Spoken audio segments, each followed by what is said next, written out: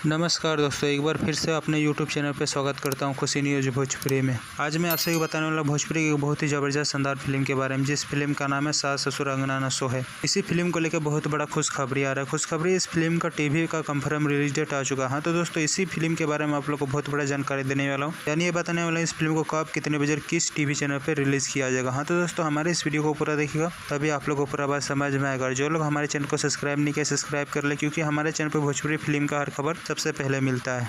Bhojpuri film सास ससुर अंगना न सोहे, इस फिल्म के स्टार कास्ट में लोग देखने को मिल जाएंगे। भोजपुरी की ऋचा दीक्षित हुई। इस फिल्म के अन्य कलाकार की बात की जाए, भोजपुरी इंडस्ट्री के छोटे बड़े कलाकार इस फिल्म में नजर आने वाले हैं। इस फिल्म की कहानी की बात की जाए तो रोमांटिक पारिवारिक इमोशनल फिल्म होने वाला है, जो कि भोजपुरी दर्शक फिल्म टीवी पे काफी ज्यादा पसंद भी आने वाला है। इस फिल्म के गाने की बात की जाए तो इस फिल्म के सभी गाने बहुत ही जबरदस्त शानदार पारिवारिक गाने होने वाले हैं। हाँ तो चलिए दोस्तों, आपसे भी बताना चाहता हूँ भोजपुरी फिल्म सास ससुर अंगना न सोहे, इस फिल्म को कब, कितने बजे, किस टीवी चैनल पर चलाया जाएगा। मीडिया रिपोर्ट के माध्यम से बताया जा रहा है भोजपुरी फिल्म सास ससुर अंगना न सोहे, इस फिल्म को आप लोग इसमें रिलीज किया जाएगा 14 सितंबर को शाम 6 बजे भोजपुरी सिनेमा टीवी पे रिलीज किया जाएगा। हाँ दोस्तों, इस फिल्म को आप लोग इसमें रिलीज किया जाएगा। हाँ दोस्तों, इस फिल्म को आप लोग इसमें रिलीज किया जाएगा 14 तारीख को शाम 6 बजे भोजपुरी सिनेमा टीवी पे। एक बार जरूर इस फिल्म को टीवी पे देखिएगा, बहुत ही जबरदस्त शानदार पारिवारिक फिल्म होने वाला है। हाँ तो दोस्तों, हमारे इस वीडियो को पूरा देखिएगा, तभी आप लोग को पूरा बात समझ। और दोस्तों, ये वीडियो आप लोगों को पसंद आया तो ज़्यादा से ज़्यादा लाइक करें, सब्सक्राइब करें। धन्यवाद दोस्तों।